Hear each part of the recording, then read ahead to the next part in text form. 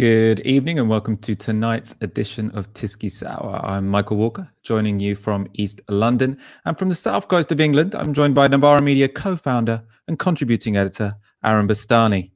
How you doing, Michael? Aaron, how was your first weekend in quarantine? I'm getting a bit concerned, Michael, if I'm honest, because you can't leave the house. You worry about putting on the pounds. We've got the kettlebells. We bought a cross trainer in the mad rush before shutdown. I did my best to fix it. It kind of works. But I mean, we did okay. We did one food shop on our government state sanctioned walk. But as we'll discuss, I mean, 6 months of this will be quite hard to manage, one imagines. Yeah, I got a pull-up bar delivered on Saturday, nice. But I think it's yet to show any results. You've already got quite a broad back anyway, so you know. Thank you. That's very. You're great lats. Tonight we are talking about a number of things. We're talking about the government trying to shift the blame again. I'm sure that will be a recurring theme on these shows. Also, as Aaron intimated there, the idea we might be spending 6 months in quarantine, and we'll talk about the effect that will have on our social lives and on the economy. And then we're going to finish by talking about Viktor Orban, what it seems suspending democracy in Hungary today. But first, as the coronavirus death toll starts to rise to significant numbers and our under-resourced hospitals become overwhelmed, the establishment is looking for other people to blame. In shows last week, we covered how the government was trying to blame the British public to distract from their own inaction. This weekend, they found a new scapegoat, China. The stage was set by this front page from the Mail on Sunday. We get that up now. Number 10, Fury at China's Lies. Always interesting, these headlines. It's basically when a Downing Street official or a top Tory basically wants to determine what's going to be on the front of the Daily Mail, so that the Daily Mail write a story about what they said, but it's essentially regurgitation. The finger was then pointed at China again by Michael Gove on yesterday's Andrew Marsh show. So this is Gove responding to the question of when exactly the government started to order tests. So given that we've known about coronavirus since before Christmas. We've been increasing the number of tests over the course of the last month. It was the case, you were absolutely right, that the first case of coronavirus in China was established in December of last year. But it was also the case that some of the reporting from China was not clear about the scale, the nature, the infectiousness of this. So what's wrong with that answer, right? And first of all, I think we should say, because people are trying to posit the left as just fans of authoritarianism when we critique the government for these kind of maneuvers. It is completely fine to criticize China for their actions during this coronavirus crisis, in particular because the virus originated in China. I mean, it was in part because of the trade of bats. It seems we'll find out for certain at some point soon. But scrutiny is obviously fair, and also it's not racist to talk about what blame might lie with the Chinese government when it comes to coronavirus. That's a kind of culture war that the right wants to start, and it's incredibly distracting. Now, what's stupid about what Michael Gove said is that what he was doing is trying to distract from and make excuses for the government not having created any vaccines in the run-up to March. Or not vaccines, not having built up the capacity to make tests in the run-up to March. And the reason why this is stupid, right, is because all of the problems he was talking about there with the Chinese government, that they were secretive initially about coronavirus, which probably does apply to the period in December, when there was a doctor or a few doctors in China who tried to blow the whistle on the fact that there was a new novel virus in Wuhan, and they were in prison for a while, arrested. I mean, not good stuff, nothing to condone. But what Michael Gove there is saying is that the reason Britain hadn't been building up these tests for more than a month is because China had underplayed the extent to which coronavirus was incredibly contagious and dangerous. And that just, the dates just don't add up remotely. I'm just going to get up a tweet with a handy timeline on it before going to you, Aaron. This is a timeline from Dr. Tumesh Pillay, so one of Novara's resident medical experts. With Rita Issa, he does Ask Me Anythings most Saturday evenings at the moment, so you check that out on our YouTube channel. But he says, China informs the WHO on the 31st of December 2019. On the 24th of January 2020, the Lancet case series describes high mortality in China. That's by Chinese scientists. In February, on the 31st of January 2020, the WHO declares a public health emergency. So, we all know what's going on there. In February, what happens? The government basically leave the field. It's not until the 3rd of March 2020 that the UK COVID-19 action plan is drawn up.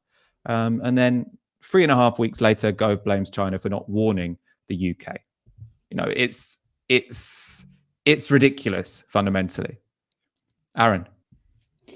Yeah, I mean, if we can just get that timeline back up, that'd be really useful, actually. We can just go through this. 24th of January, the Lancet case series. Now, that was the original paper. I think it was written by 6 Chinese doctors. That was the first publication which said as many as 1 in 3 people with this, and of course, it's far more people had it than was known to have it, but 1 in 3 people who was known to have it was going into ICU. So it was clear already that it was a very, very dangerous virus. Furthermore, that same paper, people can read it. I've just tweeted about it today, or you can just put Lancet 24th of January coronavirus. It'll probably come up on Google. It'll certainly be up on Google Scholar. People who don't know, Lancet is the most respected medical journal in the world, certainly in the English language. And that same paper on the 24th of January also talked about the ease of transmission. So that the technical knowledge was already kind of widely established as to just how dangerous this could be. As we've got there 7 days later, World Health Organization declares a public health emergency. Around the same time as the 24th, 25th, Wuhan shuts down. However, planes are still coming from that general region back into Britain, and the government's advice, and its advice, they're not closing the borders, they're not testing people who are coming back, they're not making sure that people go into isolation units. They're saying, if you've flown back from this particular part of China, we would like you to self-isolate, but you have to enforce that yourself. Even if you don't show any symptoms. Okay, well, what if I live with other people? What if I choose to voluntarily self-isolate? I've come back from Wuhan, but my kids and my wife or my husband, my girlfriend, my flatmates, they still go out. There wasn't really a strategy there.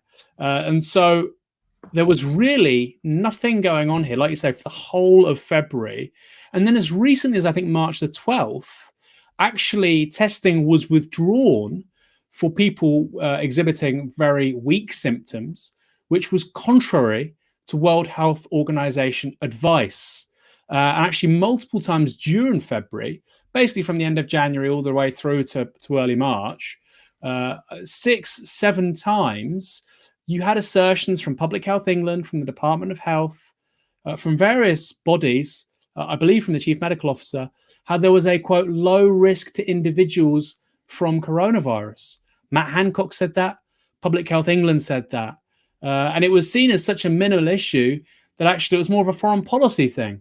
Oh, well, we can help these other countries deal with it and so on. Money was given to help deal with it in sub-Saharan Africa, etc. It wasn't really viewed as a public health threat in this country until the beginning of this month. And like you say, Michael, with that timeline, that's really concerning because it was obvious and apparent really from the end of January just how bad and dangerous this was.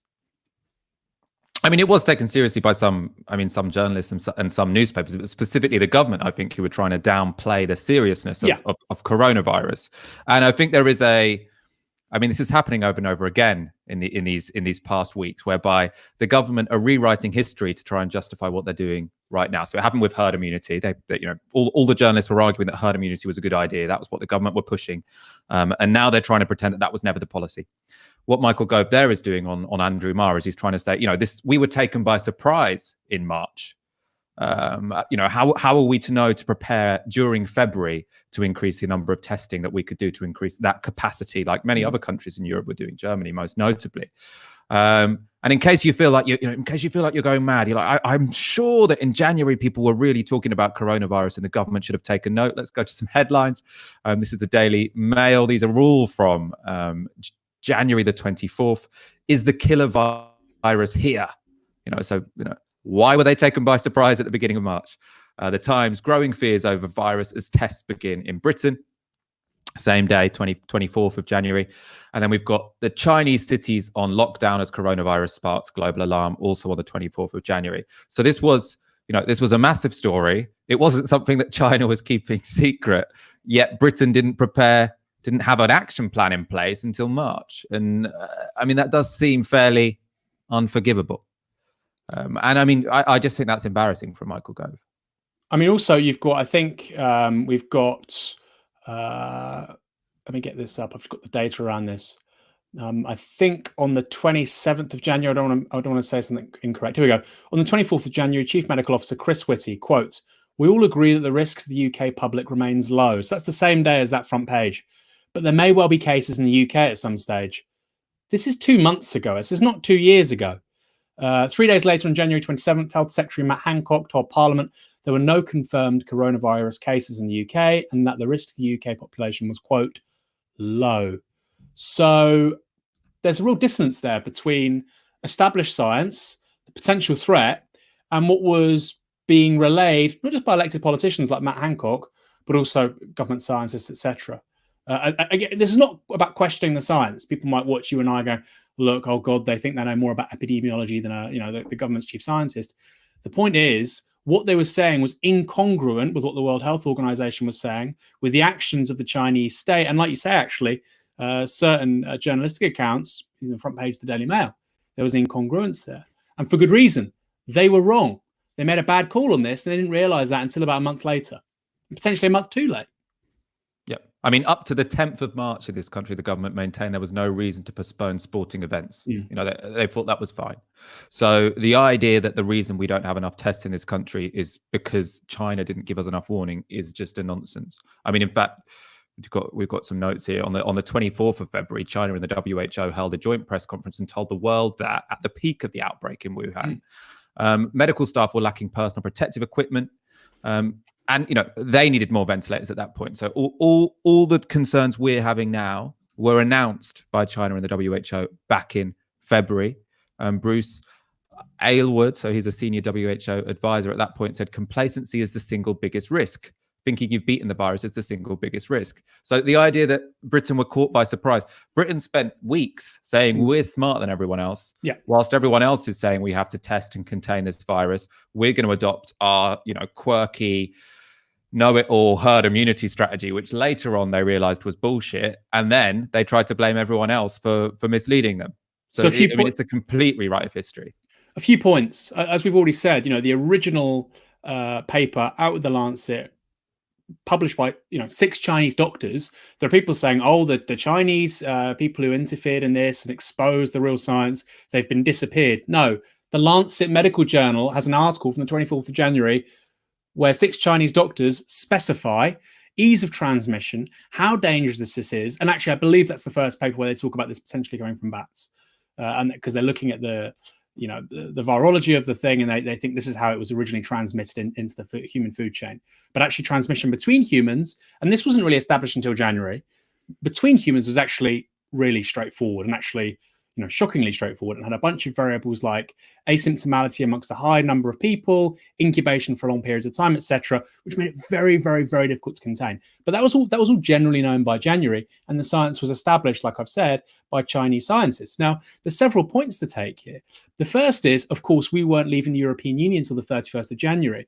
So my general view is, with regards to the politicians, not Public Health England or the chief medical officer, the chief science officer, but with the politicians, they were asleep at the wheel. That's how it looks to me. I could be wrong. That's just one hypothesis. In addition to that, we've seen repeatedly in the last 10, 15 years, quote unquote, health scare after health scare come out of East Asia. SARS, avian flu, pig flu. And I think there was probably a cognitive bias at work where they thought, okay, this is just another one of those. And then, of course, the final part is we've not had a pandemic like this on a global scale since influenza in 1918. And I think you put that all together and you begin to create a picture of why our political class were, like I say, asleep at the wheel with regards to what a threat this posed and why it took them a month longer than it should have to understand the threat this poses to the British public. I mean, it's worth clarifying in terms of that doctor who was arrested. So there are 2 different phases, right? So there's a phase in December where the Chinese authorities do seem to be trying to suppress news about a novel virus existing in Wuhan. And there is a doctor who talks about this novel virus in a chat group, and he gets arrested. So that's in December. And I mean, the Chinese government deserves scrutiny and condemnation for that. But by January, as you say, the the government were being completely open about it. In fact, the World Health Organization have been very complimentary about the Chinese government to the extent to which from January they've been very, very open with information about COVID-19. There is some questions about how, reportage of deaths, etc. But in terms of the facts about the disease itself, very open. And you can look back through previous WHO reports to find that out, to see them make that argument. But it's not just the World Health Organization who have argued that actually when it came to information about coronavirus, the Chinese have been quite open about it. This is Boris Johnson speaking on March the 3rd. And I congratulate the Chinese authorities actually on the speed with which they posted the news. If you look at the speed with which they posted the news of an outbreak that has had serious international implications. Yeah, so that was Boris Johnson. What's changed since March the 3rd and yesterday? So the things that have changed have clearly not been what we know about what China said in January, right? What's changed is that now the government feel under pressure because they can see that there are going to be, dead bodies. There's going to be a death rate piling up in our under-resourced hospitals. And now they have to find someone to blame, which means they have to completely rewrite history and say, whilst at the beginning of March, they thought that, the Chinese had been very open about this. That was also when the government thought they could handle this okay. By the end of the month, when they realize they've kind of screwed up, they have to completely change their judgment about the openness of the Chinese state to try and exonerate themselves. Yeah. In dispute, and it's kind of. Can I just also say one more thing? I mean, we can compare. If you're a comparative political scientist, we can compare the response of South Korea and Germany and Norway to, and not just Britain, by the way, to Britain, the Netherlands, to Sweden, the US. They were all acting on the same information. It wasn't like the Chinese government was giving different information to Norway that it wasn't giving to us. And so, okay, that's one variable, you might say. Although, as we've already argued, since the beginning of January, actually, or middle of January, the Chinese have been pretty open about it. And to be fair, the science was pretty sketchy until 2020 in terms of transmission, where it came from, all kinds of things. It's a new virus. But since the science has been established 2 months ago, everybody's been acting on the same information. And a really good comparative study here is Norway and Sweden. People can check out the number of deaths in Norway and Sweden. Significantly fewer deaths in Norway. Norway's a lot wealthier, but they're two wealthy countries in Northern Europe, similar size population, similar cultural mores, similar weather. You've had a far lower incidence in Norway and far fewer deaths. Why? Because they embarked on a public health campaign of testing, social distancing, and lockdown far earlier than the Swedes. So the politics of this really matter. We're going to go on to our next topic in a moment, which is related to this. It's about how scientists in Britain have been used as a cover for political decisions. First of all, you're watching Tisky Sao, you're watching Navarro Media. As you know, this show is only possible because of your kind support. It doesn't just take me and Aaron to make these shows. We've also got a remote producer, Fox, and tens of people who make Navarro work. Obviously, often Gary is around. I don't think he's in the background this evening. And as you know, what we ask for is the equivalent of 1 hour's wage a month. This month, if you're a freelancer and you're struggling for work, obviously we don't mind if you don't give us any money this month. If you do have a stable income, but no one's inviting you to the pub anymore, which actually does mean that for many people, actually, this next 3 weeks or this next 3 months could be quite good financially because there's nothing to spend money on. And if your income's still coming because you can work from home, maybe drop us a few quid extra this month. Also, we want more people to watch this show. So in the description to this YouTube video, there is a link to a tweet, which has a link to this show. Go to that, give it a retweet, and that will send more people here. Obviously, like the video. Next. Michael, can I say in regards to the sort of the industries that are flourishing in this? There are industries. If you try and find a kettlebell or an easy bar, it's very difficult. And one really interesting factoid over the weekend was that Zoom, its market capitalization is now greater than all the large aviation actors, airline carriers in the United States put together. So maybe this could be a good time for leftist media. More. Leftist media. And in addition to that, newspapers. We've not really talked about this, but newspapers, if we have a shutdown for 3 to 6 months, print media, that's a big problem. Oh, actually, this is important as well. I don't want to sound opportunistic, but I mean, all the media organizations will tell you this. At the one hand, this period in time is quite good for getting eyeballs on your stories or on your videos, because I mean, obviously, there's an epochal political story going on that people want to learn about. Also, people have a lot of time on their hands because they're not able to go out. So you might think, oh, that's great. People will get loads of advertising money. The problem is no one wants to advertise next to stories about coronavirus because, it gives you a bit of a downer. But also, people aren't buying stuff. So advertising money is also really going down the not going down, advertising money is low fundamentally. So even whilst you might think, your favorite shows are getting all these extra views, that doesn't necessarily mean they're getting the ad money that comes from YouTube or apply to The Guardian and everything as well. All right, next story, which I call the demigods of science. So on a Monday, well, every Sunday I read the Tim Shipman piece in the Sunday Times because he is probably the British journalist with the best access to the government and government advisors. So it's always a good way of, finding out what they're thinking, what they've been talking about over the past week.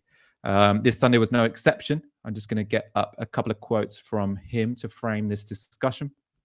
So Tim Shipman writes, there are now two sources of discord in government. The first is the government's pivot 2 weeks ago towards a full suppression strategy in questions about why it did not happen sooner. The second is whether it now ought to go further. The first element has caused friction between Johnson's political aides and officials. The big issue is who is to blame for the fact that the strategy flipped, said a source. The scientists have been treated like demigods by the media, but everyone knows there will be an inquiry at the end of this. Now, some officials are in massive arse-covering mode. They're refusing to do stuff because they think it will blow back on them. What all this shows, for a start, is that whilst you'll get some kind of bootlicking journalists like Dan Hodges on Twitter who try and pretend that there never was a herd immunity strategy, even though we all saw it. Kevin Schofield was sort of doing the same thing this weekend. He's editor at Politics Home. They're all saying, no, Boris Johnson never said that he wanted lots of people to get coronavirus. That's just a complete lie. You're making it up. No, I mean, he did that. That was the official policy was we want young, healthy people to get coronavirus so that the population can develop some herd immunity. Because if we suppress the virus completely, we'll just have a new peak next winter. That was the argument they made. We can all see it. And now there's an attempt to rewrite history. And, people inside government aren't as stupid as people like Dan Hodges, so they know that there will be an inquiry after this, and they're not pretending that there was no shift in policy. The second thing I find interesting here is this idea that even on the inside, they know that the scientists are being treated like demigods. And I mean, this is something that's frustrated me particularly during this whole crisis, this whole process, which is that the media seem very unwilling to scrutinize government scientists. So the chief medical officer, the chief scientific advisor, and the deputy chief medical officer.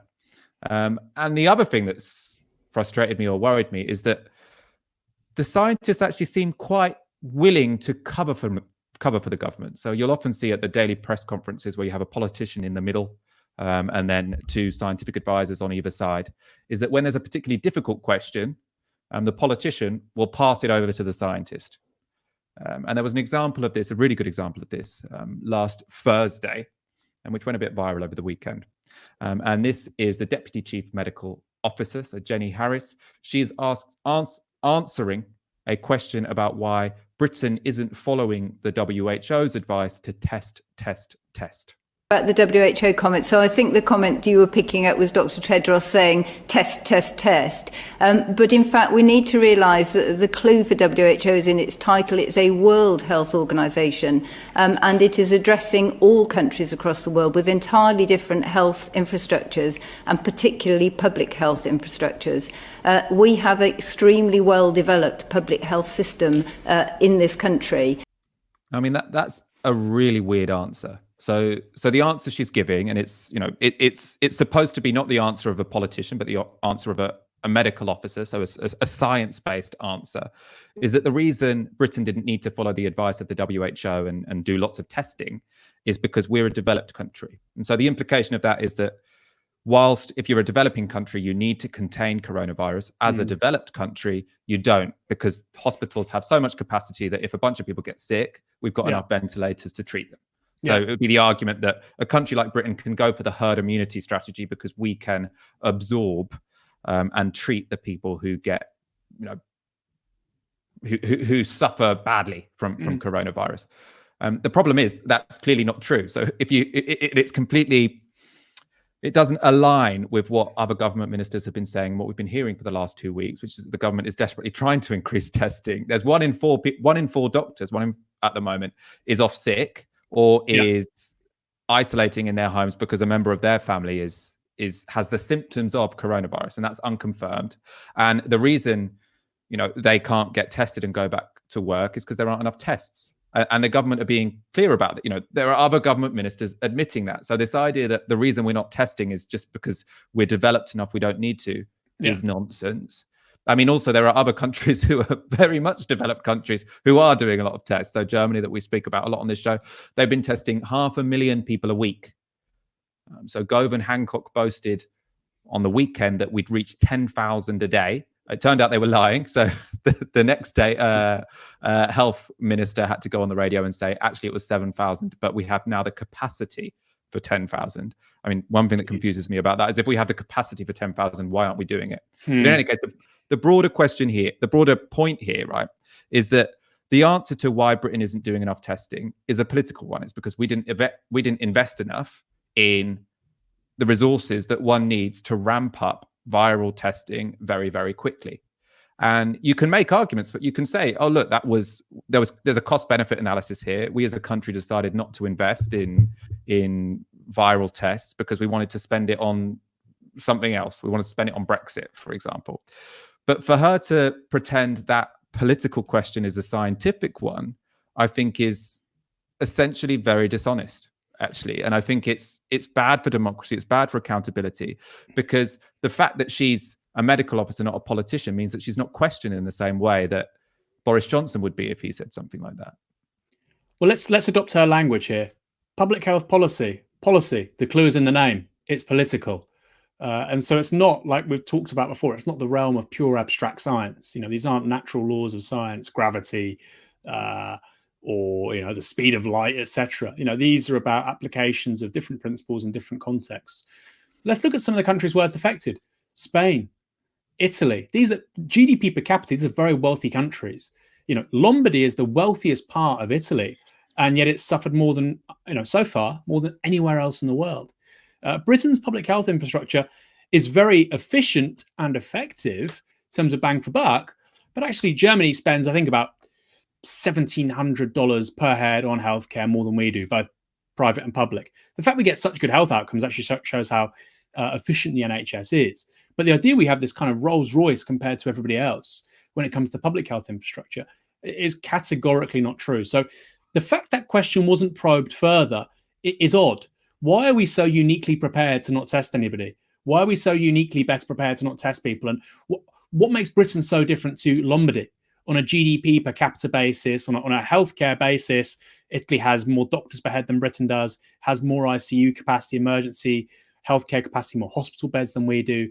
What makes us so special? And that's what journalists need to really thoroughly interrogate. And it's concerning that they don't. But like you say, that there's an issue here that scientists aren't held to account in the same way that politicians are. And I can understand to an extent why that's the case.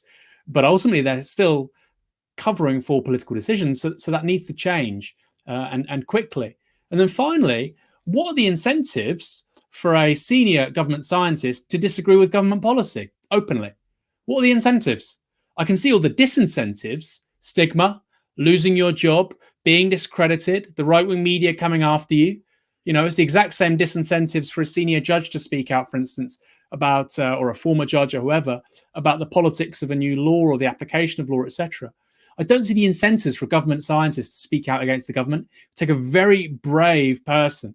And so I agree with you. This is a massive topic that really needs to be engaged with. And the default of just deferring to government scientists from the media is concerning and doesn't help anybody.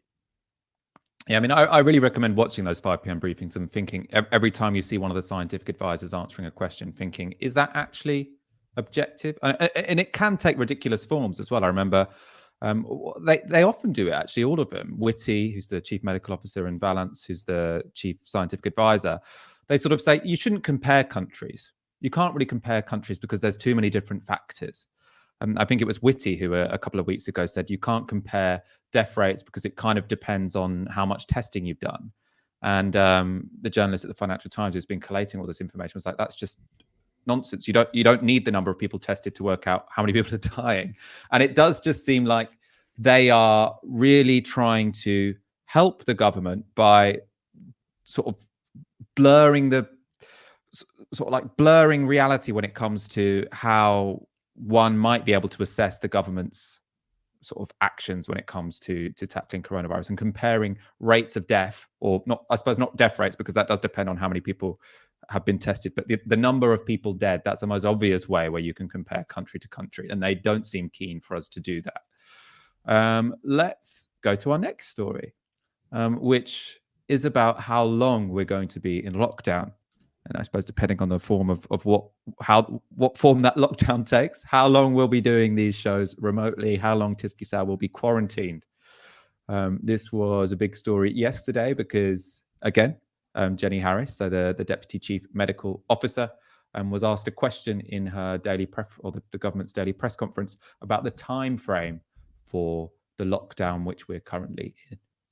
We need to keep that lid on, and then gradually we will be able to hopefully adjust some of the social distancing measures and gradually get us all back to normal. So I think 3 weeks for review, 2 or 3 months to see whether we've really squashed it, but about 3 to 6 months ideally, and lots of uncertainty in that, but then to see at which point we can actually get back to normal. And it is plausible that it could go further than that.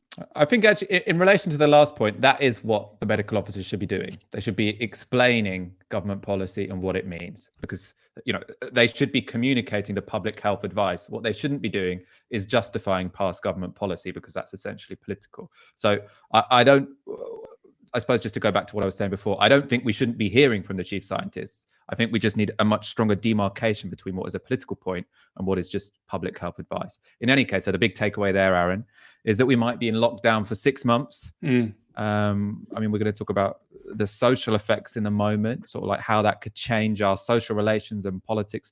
But the economic effects are also going to be big. And I know, this is something you follow closely, and something you something you seem obsessed with at the moment, Aaron, is the high streets. And there have been a couple of big stories about closures on the high street today.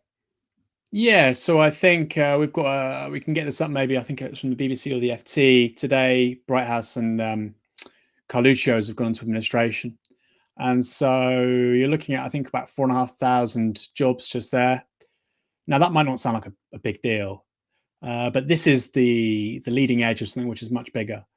Coronavirus is going to be an existential threat to the British high street, to British retail. There's a Guardian article from 2020 from this year, and it cites a quote saying that 2019, last year, was the worst year ever for British retail. Margins were very low. Trading conditions were very low because the weak pound, all of a sudden, your prices for imported goods are very high. So it's a very, very, the purchasing power of the British consumer is quite low. So retail already had a terrible year. For somebody like Carluccio's, you're importing loads of ingredients from abroad. I mean, your margins are just destroyed by what's happened to the pound over the last 5-6 years. So that's one factor. Now, on top of the changes with currency in terms of sort of economic kind of stagnation, UK economy really going nowhere last year, like much of Europe. Now, what you've got with COVID-19 and potential shutdown for 6 months is like a sledgehammer. And so we're going to see a lot of chains shut. In the last 12 months, we've seen stores like Debenhams and Beals go into administration. Those are department stores, people that don't know. Marks and Spencer and John Lewis have shut stores. Now, this might sound sort of very middle-class stores that are shutting. The point is, these are real bellwethers for high streets. These are real bellwethers for places outside of London when they shut. I'm sure a Carluccio's in central London can make ends meet despite the high rents. Can a Carluccio's somewhere in the West Midlands or the Northeast or the Southwest do the same? Probably not. And so the high street story is really important for a couple of reasons. The first is jobs, unemployment. Even after everything with the high levels of automation we have, etc., the biggest employers today of people in the service sector, you got warehousing, logistics, etc., but cashier, retail worker, still massive employers of people. And so that's the first point, jobs. If these businesses go, what kind of jobs do people have? The second one is communities. You know, when people say to me, oh, well, the Tories are polling 54% in the polls, we can maybe talk about that later. People always get behind governments in a national emergency, see the Tories with the Falklands War, for instance. That may stay that way. It might just go slightly lower. It may go much lower. I don't know. But the point is, if you really think the governing status quo, the consensus, which pervaded Labour until Jeremy Corbyn and still basically is exercised over the Conservative Party, if you really think that's working so well, go to most towns and cities outside of London and walk down the high street. And it looks really bad. Lots of empty shops, lots of rough sleepers, lots of places which are employing people on basically minimum pay. They're in work poverty. Now, as a jobs model, as an employment model, as a growth model, that's broken. It's been broken for a long time. What I think COVID-19 will do is it's really going to smash through. And it's going to really make that debate about what are high streets for? What growth model do we want? What kind of jobs do we want? They're all really going to come to the fore the bigger that crisis is. The more businesses go into administration, the more empties you get on high streets, the more salient that conversation is. And actually, I think it transcends party political divides. It's very difficult for a Conservative councillor, in Suffolk to say, yeah, the economy is booming. And yet you walk down your high street and it's only got betting shops and the occasional takeaway. It's a very visceral expression of the failures of our economic model. I mean, I suppose this is also it's one of those problems where the government doesn't really know what, to be sympathetic to them in terms of, do you keep those businesses alive or not? Because it's up for debate whether they are, viable business models as it is. I was interested in that FT article that you just brought up. It said that Carluccio's was unable to access government loans as its revenues were too high to qualify for the government's coronavirus loan scheme, and its credit rating was too low for support from the Bank of England. So what the government's rescue package at the moment involves is, if you're a small business, you can just get a government loan, which doesn't really care about your credit rating. The whole point is just support for small businesses. If you're a bigger company, you have to go to the Bank of England and get a loan like everyone else. It's on favourable terms, and they're very willing to pump money into your business, but not if you're in shed loads of debt, which Carluccio's was. So they've sort of squeezed in the middle there, which meant that they've collapsed and they've fallen over. I mean, the government would say that's fine because we're not here to rescue lame ducks, and Carluccio's was a lame duck.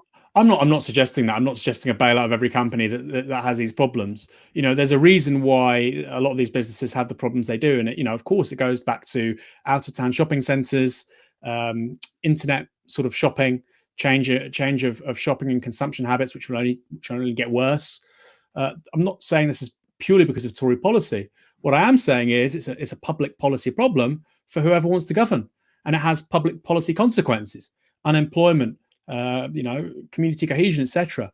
When you've got a street full of empty stores, people commit vandalism, they smash windows up, people do all sorts of things. If you want to start a small business, you don't want to go somewhere which looks like a dump. So there's a cycle here, which can be a very dangerous place to get into. You saw it happen in many parts of the country during the 1980s. Many parts of the country, by the way, never left it. Many of them in the Midlands and in the Northeast. So it's a real big challenge for the Tories. I'm not saying this is because of the Conservatives. What I am saying is you've got a 10, 15-year challenge to that high street retail model, partly technological, partly cultural, but ultimately a government, whether it's Labour, the Tories, will have to solve it. We're going to talk about now, very briefly in fact, sort of like what the political and sociological effects of a 6-month quarantine could be. And one person who has already seemingly had a conversion, or at least has converted the Tory party's attitude towards these things, is Boris Johnson. He put out a selfie video from home yesterday. The key phrase was at the end. So let's take a look. NHS staff coming back to the colours, doctors and nurses. It's a most amazing thing. And that's, of course, in addition to the 750,000 members of the public who have volunteered to help us get through this crisis. We are going to do it. We are going to do it together. One thing I think coronavirus crisis has already proved is that there really is such a thing as society. So Boris Johnson ends there. Coronavirus has proved there really is such thing as a society. The reason that was striking is because he's obviously making a contrast with Margaret Thatcher, a previous Tory Prime Minister. We're going to get up the relevant quote from her. So she said in 1987 in an interview with Women's Zone, So she's been prime minister for, I suppose, 8 years at this 8 years at this point. So she said they are casting their problems at society, and there's no such thing as society. There are individual men and women, and there are families, and no government can do anything except through people, and people must look after themselves first. It is our duty to look after ourselves, and then also to look after our neighbours. So the whole point then, and it summarizes quite well Margaret Thatcher's project, which was to say that the welfare state, the idea that people can have a safety net to fall back on, these are all things which make us weaker as people. She saw them as morally corrosive because actually society is just full of individuals and families who should ultimately look after themselves.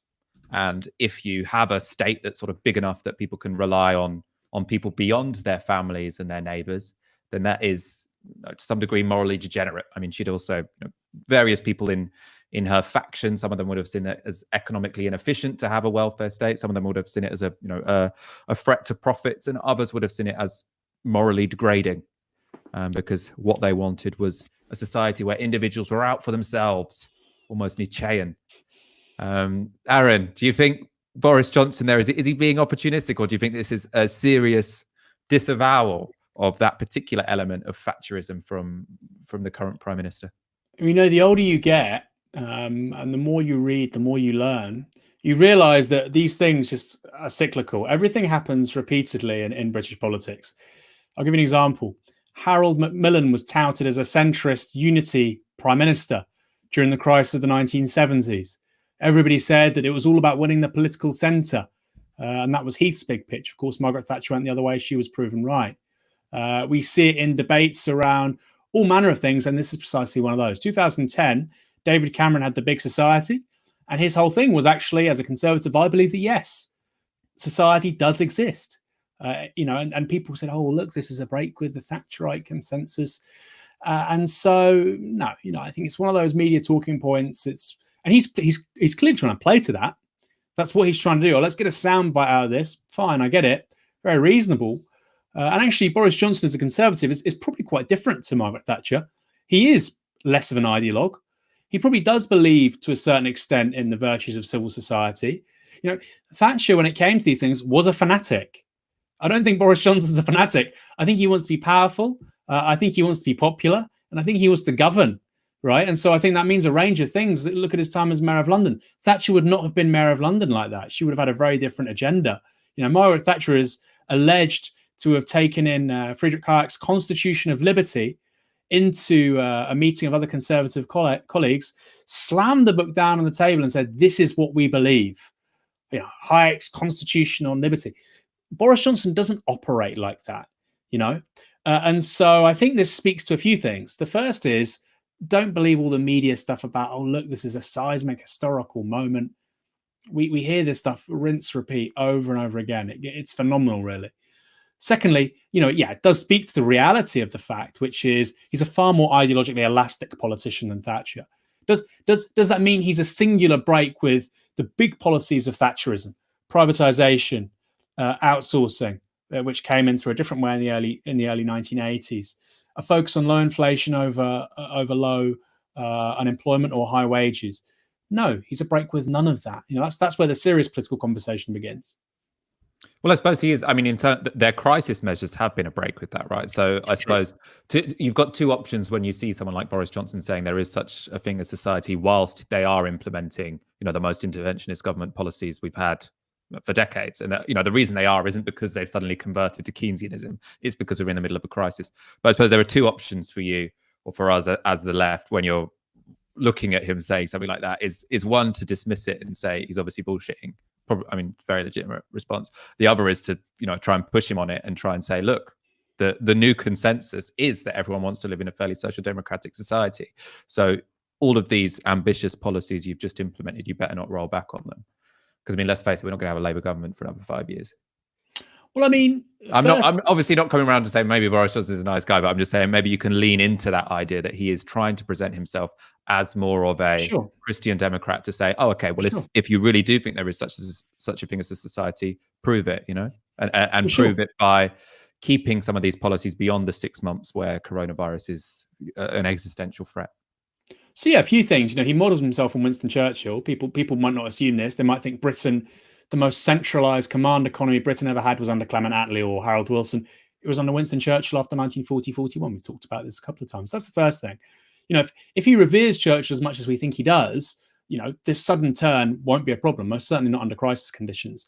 Secondly, yeah, the agenda they've outlined, and we saw this a bit with the budget, which was done really in the days leading up to this crisis, just going nuclear. There was a measure of Keynesianism. There was certainly a break with austerity and, quote unquote, fiscal realism. And that did show the extent to which Labour changed the debate. Now, of course, if you say that, Guardian and Observer journalists sort of get hysterical, but it's just a fact. The Tories were kind of happy with running a 2-3% deficit. It wasn't this huge totem that it had been for Osborne and David Cameron. That's a significant break. It's also a break, by the way, with the sort of political economy of the Eurozone. You cannot run deficits of more than 3%. So that's the first thing. Secondly, I do think that Boris Johnson, Dominic Cummings, and Rishi Sunak, from what we can see, do view their political policy offer as being quite distinct, both from Blairism and from David Cameron and from Theresa May. The question is how.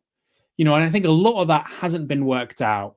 There hasn't been the intellectual heavy lifting around this. When Thatcher came in 1979, there was the Centre for Policy Studies. There was the Institute for Economic Affairs.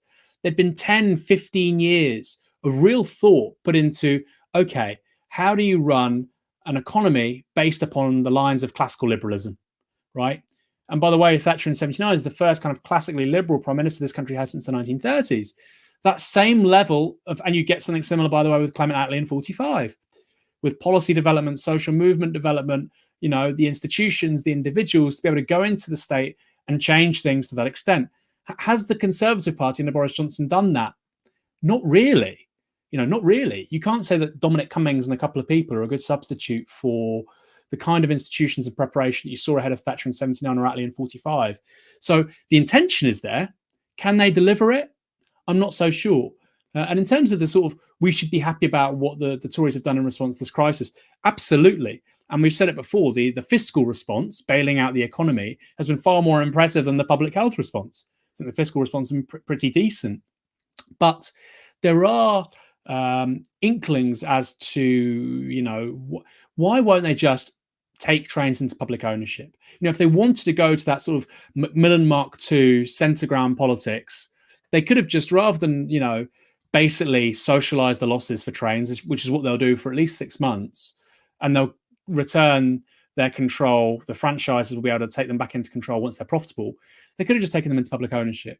I think that would have been a really smart move. The reason why they didn't is, as I've said, I don't think there's been the policy development. I don't think there's been the political development. And the Tory party is still a strange amalgam, as it has been for decades, of free market libertarian market fundamentalists, people with quote unquote traditional views, social authoritarians, people that just want to get by and make a buck. It's a really strange amalgam. And that's why I think in the longer term, if the left-wing project, which was catalysed under Jeremy Corbyn, can kind of stay together and can develop and can grow, that still looks to me like the most coherent long-term prospect for political transformation in Britain. I could be wrong, but right now, I mean, that's where we are. How many Conservative Party activists want to take the trains into public ownership? How many Conservative associations want to do that? How many Tory party donors want to see that? Not many, even though it may, from an electoral perspective, be a very, very expedient thing to do. So it's a bit more incoherent than it might seem, but I agree with you. They're certainly tacking to the left a lot more than the Labour Party, potentially under Keir Starmer, would kind of tack to the left. And there has to be a concern there. If you want a sort of effective manager who offers a slight break with neoliberalism, will slightly address the housing crisis, will maybe slightly reduce tuition fees, will make wages slightly higher. They announced that in the budget. I think it's going to go to 1040 by 2024 or something. If you want all those things delivered by a telegenic politician, Rishi Sunak, you'll go for the Tories. I mean, if you want those things, why would you go for Labour? That's what I don't get. And so I think the people that Labour have been courting over the last year, a lot of the FBPE people, the Ian Dump people, the James O'Brien people, who are viewed as the Jolyon Morms, the centre ground, a lot of those people will find a Rishi Sunak kind of moderately progressive conservatism far more alluring than anything under Keir Starmer, as long as he's talking about democratizing the economy or even just slightly improving the atmosphere and environment for trade unions. They'll plump for the Tories, which is why this whole progressive majority thing, I've never believed in it. In a time of crisis, politicians need to create new ground, not search for the centre ground. What was the centre ground between Churchill and Attlee in 45? What was the centre ground between Jim Callaghan and Thatcher in 79? I think we're in a similar moment now, and it's a big mistake politically to think otherwise. I wonder who you're talking about there when you say that someone's missing the point when it comes to opposing the Tories in their current form. We'll have a new Labour leader by Saturday, is it? I think. Voting closes on Thursday. I remembered to vote today. If you have a ballot in your inbox, make sure you don't forget. Final story. We're going to run through this really quickly and then go to your comments and questions. But it is a big story, so we should mention it. It's that Viktor Orban today has passed legislation which fundamentally suspends democracy in Hungary, of course. So I'm going to just go to the Guardian write-up of it. Just read a couple of paragraphs to introduce the topic. So Hungary's parliament has passed a new set of coronavirus measures that include jail terms for spreading misinformation and gives no clear time limit to a state of emergency that allows the nationalist Prime Minister Viktor Orban to rule by decree.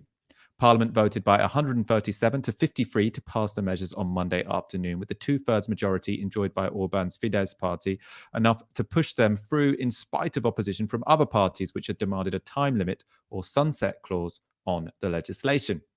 The bill introduces jail terms of up to 5 years for intentionally spreading misinformation that hinders the government's response to the pandemic, leading to fears that it could be used to censor or self-censor criticism of the government's response. So, this is an incredibly extreme piece of legislation. Not only does it, suspend Parliament and give all power to the executive, but it also gives, the police extra powers. They can arrest people and jail people for 5 years if they spread misinformation. And obviously, it seems like it's going to be the government that defines what that is. So, if there was, a station like Novara Media in Hungary, and we were talking about how we don't think it's misinformation. We do think it was an outrage that the government adopted a herd immunity strategy, then changed it and pretended there was no change. But I imagine that's the kind of thing that could get you in trouble in Hungary. The most shocking thing here is that there is no sunset clause. So this is indefinitely. And obviously, as Parliament aren't going to be coming back to vote on this, the only person who gets to decide when this emergency situation ends is Viktor Orban himself. Aaron, it's pretty serious stuff. Is democracy over in Hungary? Well, I saw one of the comments just a second ago on YouTube saying that this is effectively dictatorship. It's not effectively. It is dictatorship. The idea of dictatorship came about in Rome. I think it's originally the Roman Republic. This is when we need James Butler.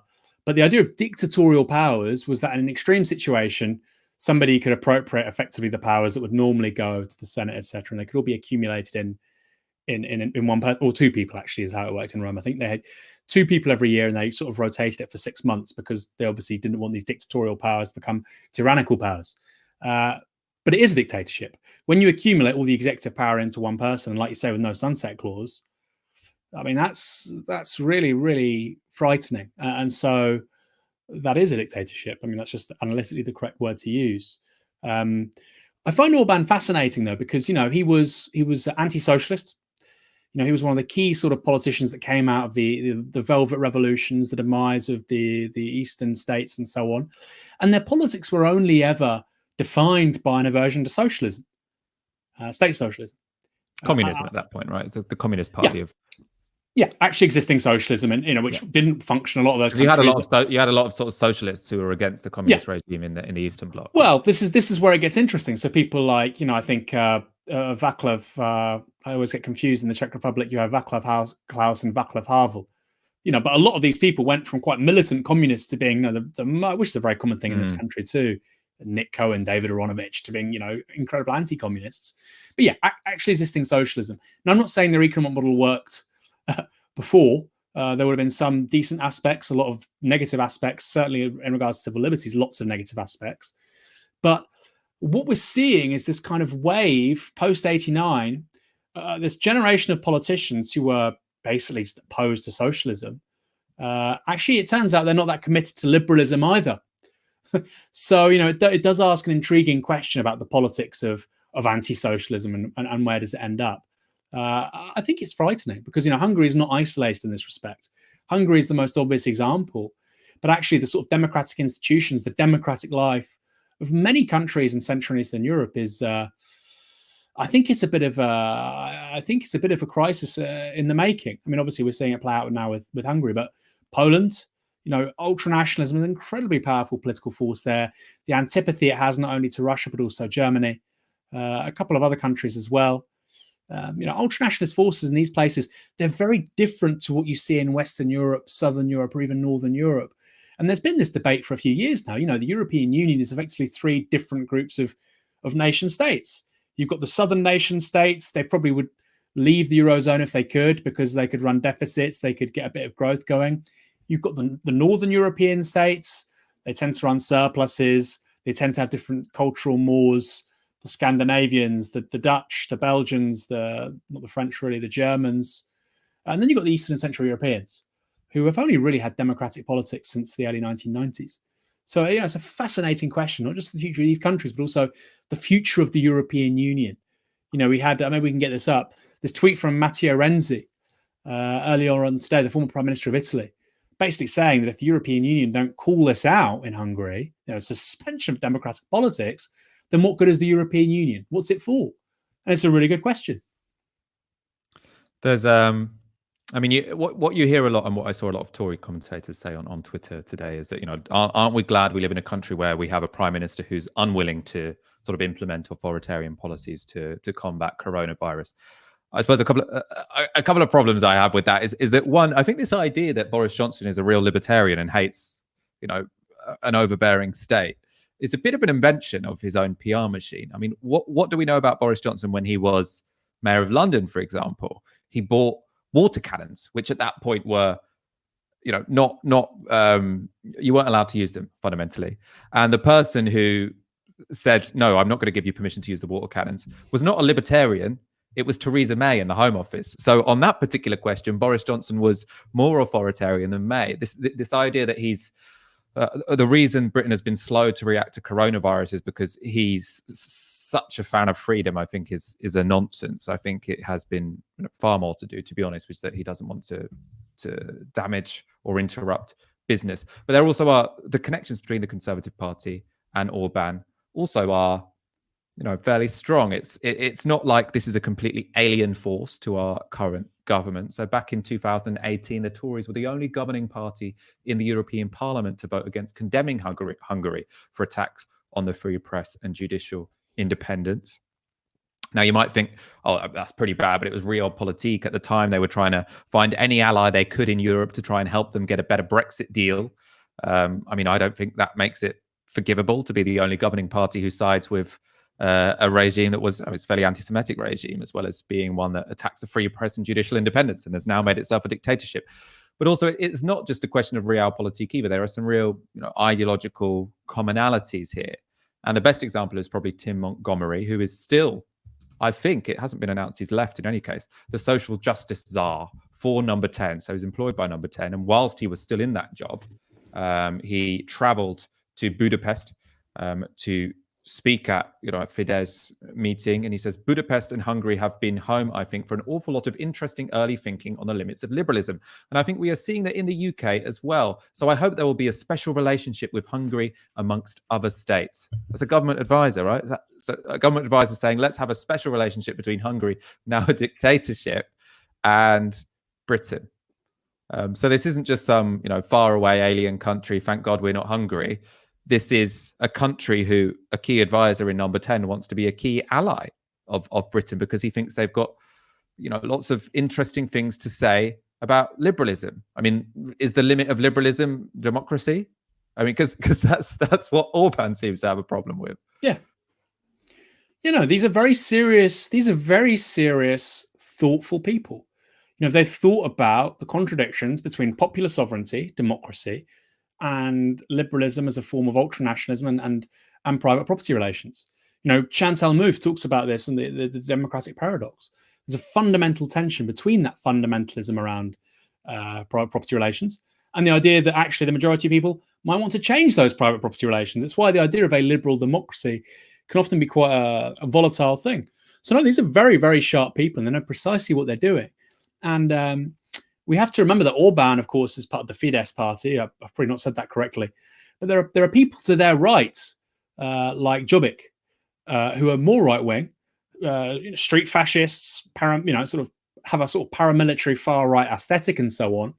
So you have to think, under conditions of rising antipathy to refugees, stagnating economy, pandemic, suspension of the rule of law, dictatorial powers for a charismatic right-wing politician, people to his right are going to do very strange things as well. And so, Hungary needs to be taken very seriously as the lodestar for the future of these countries. And there's a thought-out, ultra-nationalist, authoritarian right-wing project. There's no other word for it. We're not sort of doing Godwin's law here and comparing him to Hitler. By the way, it's not like Hitler for a bunch of reasons. History rhymes, but it doesn't repeat. You haven't had the complete demobilization of a military state like you did with Germany after 1918, and the kinds of fascism that gives rise to the same in Italy. But it is a project which is as right-wing and as authoritarian, as xenophobic as they come, and in the 21st century. And like you say, it was being indulged by very senior people in the Conservative Party, not just Tim Montgomery, but Roger Scruton. People who would think of themselves as conservative intellectuals. And they wouldn't think of themselves as neoliberal intellectuals, right? Goes back to the point we were saying a little bit earlier. There are neoliberal intellectuals in the Conservative Party, or who've influenced the Conservative Party. Hayek, Friedman. These people come from a slightly different place. Actually, less conservative politics, more reactionary politics. That is to say, conservatism is kind of, and I can identify with this. If things don't work, if you're going to change them, don't do it dramatically. Or if things do work, kind of let's just keep them ticking over. Small c conservatism. This isn't that. This is a reactionary politics, which is about turning back the clock. Very, very, very different. And I think it's important that distinction needs to be made. Can I say one thing, Michael, as well, before we move on? Go for it, Aaron. We've got 16, because I know you don't keep up with the, you're a professional. I actually keep up with the YouTube feedback, etc. I'm less professional than you are. We've got 1,659 people watching, only 698 likes. Smash the like button. Doesn't cost you a penny. Michael's done the spiel about subscribing, supporting, and if you can do either of those, fantastic. But if you're watching right now, hit the thumb icon. 1,670 of you watching, hit the thumb icon. If we can get to more than 1,000 likes before the end of the show, Michael will take his top off. That's not going to happen. I always say that. But still, hit the like button. Maybe in a few weeks if I actually start using my new pull-up bar, but not yet. I'm pasty and weedy at the moment. In any case, it's question time. So put your questions in the comments. We've been on a while, so we'll only ask a couple. But we always love to see what you're thinking, what you're asking. Our first one is SJ Dando asks, if as predicted Starmer wins, should the left stay in the Labour Party or leave and form a momentum political movement party? I'm sure you'll have a lot of thoughts on this, Aaron. I mean, first of all, I suppose I'd say the history of this country and two-party system shows that third parties rarely work particularly well. So I think that probably is a dead end. How do you respond? How should the left respond to a Starmer leadership? I mean, it's a difficult. There's going to have to be a left which functions very with strength outside the Labour Party, but I don't think that should be as an extra party, because I think that's just a way to marginalise yourself. So I do think it is about building a movement around the left MPs that do exist, and then also building a left movement which is completely independent of parliamentary politics. Because I do think that, I mean, as Aaron's been saying, and as we repeatedly say on this show, I think the only way for Starmer to put up any effective opposition to the Conservatives, if he does win, and it does seem like he will, is to embrace the real democratizing spirit of Corbynism. So I think there is a sort of rational choice argument to say that if we create the space for Starmer to go into it, then he should. That's not to say he will. I mean, we've seen centre-left politicians not take opportunities which are obviously in front of them time and time again. But I mean, it's probably the best bet for getting some kind of decent form of social democracy in Britain. Aaron? Yeah, no, I mean, a classic example of a politician not taking their opportunity is, Ed Miliband was the Labour leader 2010 to 2015. In the 2015 general election, the Greens got almost 1 million votes. Ed Miliband had previously been the climate secretary under a Labour government. How the hell does he lose almost 1 million people to the Green Party? And if Labour had won, let's just say 80% of those votes, 70% of those votes, effectively would have been a hung parliament. At the time, I think there were 16 seats that basically went on the difference in terms of the Green vote. Now, you could say he should have cut a deal with the Greens. Sadiq Khan was one of the people at the time that said that shouldn't happen or whatever. But the point is, like you said, there's been a political space, and that's a classic example to the Labour's left, and a Labour leader didn't take it. And actually wasn't really an explanation as to why they did that. And I think the same would apply to Keir Starmer. In terms of a new political party, one word, absurd, okay? Or batshit, or ridiculous. 2 words, just no, don't do it, 3 words. It's never going to work. The only time new parties have worked in the history of British politics is when they've been regionalists or nationalists. Why? Because you have a concentration of those votes. So it works. SNP, Sinn Féin in the early 20th century, to a lesser extent Plaid Cymru. Or where it's acted as a single issue party, pushing one of the 2 major ones further in a particular direction, like UKIP with the Tories after 2015. Labour usurped the Liberals. Okay, fine. People talk about this as an example. The Labour Party usurped the Liberal Party in the early 20th century because working class people literally got suffrage. That's what happened. You had universal male suffrage after 1919, and the Labour Party then became the second party. The idea that will somehow be capsized. People, again, it's another one of these sort of, the Social Democratic Party, when it was set up, they'll become the new second party. Or when Labour under Blair were doing so well, the Tories will fall away, the Lib Dems will be the new second party. There's no historical example of that happening. There's no precedent. And so I agree with you entirely. There's absolutely, analytically speaking, as long as we have first past the post, any argument for a new political party. This is a very good question from Forecast Hindra. Will the issue of tax evasion finally have to be addressed due to the cost to the economy of COVID-19? I think that's a good question. I mean, we saw, didn't we, after the financial crisis, there was a crisis which in that case was endogenous to the capitalist system, which meant that the government had to shed loads of cash, in that case, in that instance, to bail out the banks. And what many people on the left hoped was that presumably if the government has spent this much money to bail out the banks, then presumably there'll be political demands for bankers and the people who are benefiting from capitalism to pay higher rates of tax to pay it back. That didn't happen. In a sort of weird political magic trick, the Conservatives, I mean, I shouldn't mystify like that. There is, there's a specific mechanism by which they manage to achieve these goals, and we should study them and try and make sure it can't happen again or do it for ourselves.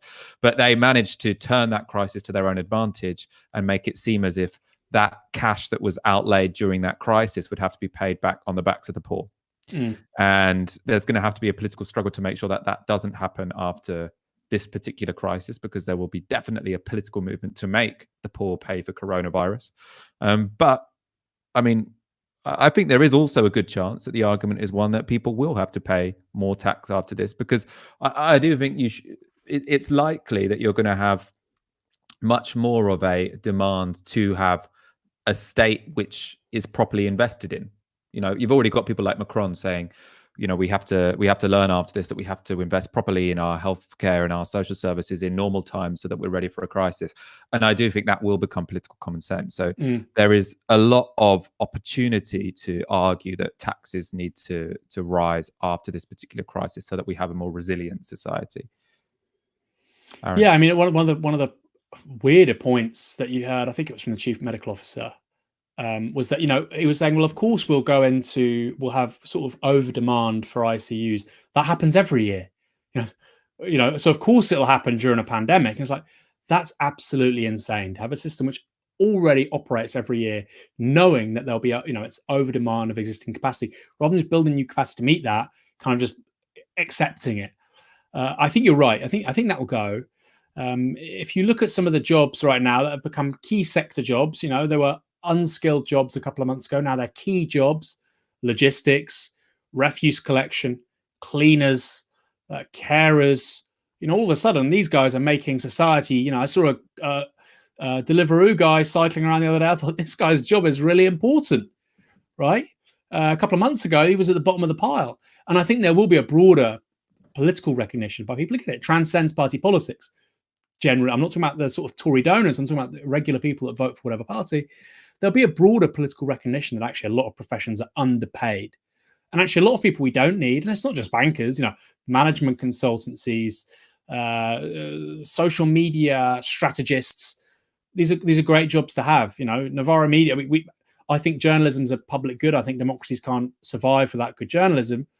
But clearly, some jobs are more important than others in terms of the basic reproduction of society.